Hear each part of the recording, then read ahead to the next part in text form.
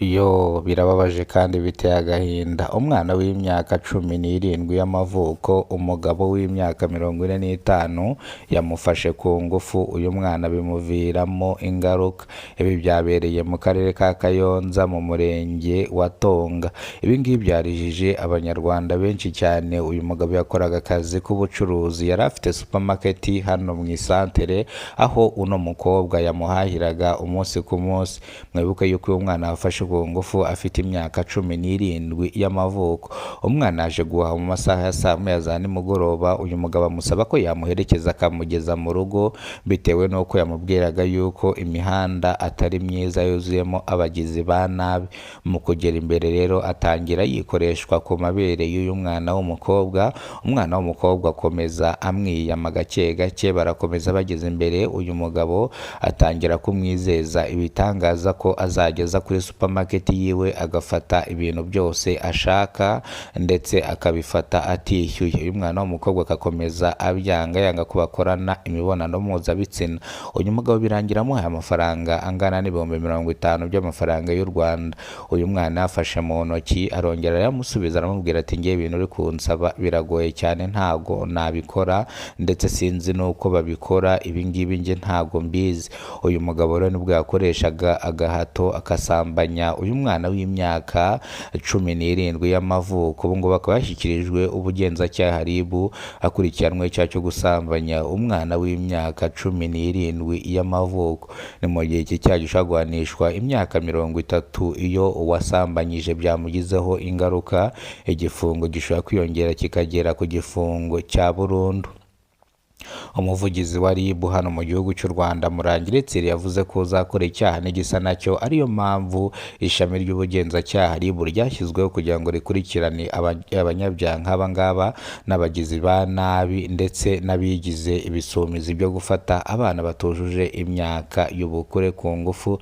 Abaturage basabiye uno mugabo igifungo cya burundu bitewe n'uko yafashe uyu mwana ku ngufu, ndetse akamufata ku ngufu ku gahato, ndetse akanamushukisha amafaranga, ndetse akamushukisha n'ibindi yacuruzaga. Reka amakuru yacu tuyerekeze mu karere ka Rubavu mu murenge wa Byahi. Abaturage bararega rwiyemezamirimo waje gushora imari mu karere ka Rubavu mu murenge wa Byahi, akaba yarabambuye amafaranga angana na miliyoni 5 z'amafaranga y'amanyarwanda. Ni mu gihe rwiyemezamirimo yari ahafite akazi ko kubaka isoko. Abaturage bubatse isoko, rwiyemezamirimo ababwira ko azabahembera rimwe. Kujyana n'iyi saha abaturage ntibarabona n'igiceri cy'icumi. Bakaba basaba inzego zibishinzwe ko bahamagara rwiyemezamirimo wubatse rino soko rya Byahi kuba yakwishyura bano baturage amafaranga. Umuturage umwe yavuze ko yazanye amabuye ndetse akajya amena aho ngaho. Rwiyemezamirimo avuga yuko azamwishyurira rimwe amafaranga amaze kugwira, ariko isoko rirangije kuzura, rwiyemezamirimo ahita aburirwa irengero. Ni mu gihe abaturage bari mu gahinda, bari mu marira, n'abahakoraga akazi k'ubufundi nabo barabambuye. Ni incamake y'amakuru. Nimba ari bwo bwa mbere ugeze ko no muyoboro wa Kidasamura TV Rwanda, kora subscribe, ufungure inzogera kugira ngo uzajye ubasha kubona amakuru mu gihugu cy'u Rwanda yizewe. Reka amakuru yacu tuyerekeze mu karere ka Kayonza mu murenge wa Tonga, ahabereye ibiteye ubwoba byarijije abanyarwanda benshi cyane. Ni mu gihe umusore wari ufite supermarket hano ku isantere, ufite imyaka 45 y'amavuko, akurikiranwe icyaha cyo gusambanya umwana w'imyaka 18 y'amavuko. Ubwo uyu mwana yari asanzwe amuhahira kuri ino supermarket yiwe iri hano mu isantere. Ni mu gihe umwana yaje guhaha mu masaha ashyira saa moya n'indi minota, aje gufata umugati, ndetse birangira uyu mugabo amusabye ko yamuherekeza kubera ko yavugaga yuko uyu muhanda urimo abagizi ba nabi bashobora no kumwambura ibyo yaba afite. Rero uyu mwana yabyemeye, nta kuzuyaza, yemera yuko bamuherekeza bamuherekeza bageze mu nzira uyu mugabo atangira kumuhereza amafaranga angana n'ibihumbi 50 nk'uko uyu mwana w'umukobwa yabyivugiye. Umwana w'umukobwa bamuhereza ibihumbi 50 banamusezeranya yuko ikintu cyose azajya aza gufata kuri supermarket atazajya yishyura. Gusa uyu mwana yabyanze aravuga ko ibi ngibi ntago yabikora kuko ntago azi nuko bikorwa, rero ntago yakora ibintu bitamurimo cyangwa ntago yakora ibintu adashaka. Akanya nk'ako guhumbya uyu mugabo yatangiye gukoresha imbaraga atangira gufata uyu mwana w'umukobwa ku ngufu. Uyu mwana w'umukobwa ku ngufu avuza induru, abaturage baratabara basanga ni wa mugabo ufite supermarket uri gufata uyu mwana ku ngufu. Ni mu gihe uyu mwana we yivugiye ubwiwe ati uno mugabo yamfashe ku ngufu ndetse nabyanze mvuza induru kugera aho abaturage bahuruye bakaza bakantabara.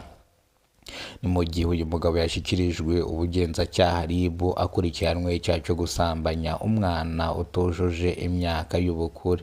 Umuvugizi wa RIB mu gihugu cy'u Rwanda Murangire Thierry yavuze ko uzakora icyaha gisa nacyo, niyo mpamvu ishami ry'ubugenzacyaha ryashyizweho kugira ngo rikumire ibyaha nk'ibi ngibi bikunze gukorwa cyangwa bikunze kubera mwa kano gace. Rero abaturage basabiye igifungo cya burundu uyu mugabo wasambanyije uyu mwana w'imyaka 17 y'amavuko, ariko iki cyajyanishwa igifungo cy'imyaka 30 gishobora kwiyongera kikagera ku myaka cyangwa ku gifungo cya burundu mu gihe iyo wasambanyijwe byamugizeho ingaruka. Gusa abaturage batajuyaje nta kintu bitayeho basabiye igifungo cya burundu uyu mugabo. Ni mu gihe rero uyu mugabo yashyikirijwe ubugenzacyaha RIB ntago ibindi birasohoka, nibiza gusohoka turaza kubabwira. Uyu mwana w'umukobwa twagerageje kuganira nawe mu ijwi rirambuye n'agahinda kenshi, yavuze yuko mu masaha ya nimugoroba bari bamutumye kugura umugati ku muhanda mu gihe ngo yari yanabyanze, ariko mu rugo iwabo bakomeza bamuhatiriza birangira agiye ku muhanda aribwo yahuraga n'ibizazane nk'ibi ngibi. Uyu mwana rero yagiye kwa muganga kugira ngo barebe ko nta ndwara zandurira mu mibonano mpuzabitsina yaba yanduye. Nguko reka amakuru yacu tuyerekeze mu karere ka Rubavu mu murenge wa Byahi. Abaturage barashinja rwiyemezamirimo kuba yarabambuye amafaranga amamiliyoni n'amamiliyoni. Abaturage bavuga yuko rwiyemezamirimo yaje bubaka rino soko rya Byahi kandi iri soko rikaba ryaruzuye kandi baranalitashye, rero akaba atarabishyura n'igiceri cy'icumi kugeza na n'ubu ngubu.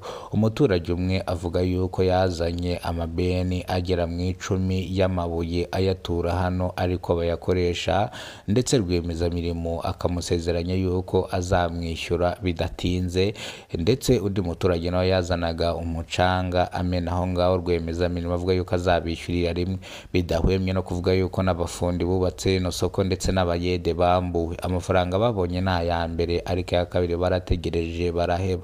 Ni mu gihe rwiyemezamirimo kugira n'isaha yaburiwe irengero, ikibazo cyabo bakijyanye ku kagari baragikurikirana bacyohereza ku zindi nzego, ariko ubu ngubu ntago barasubizwa.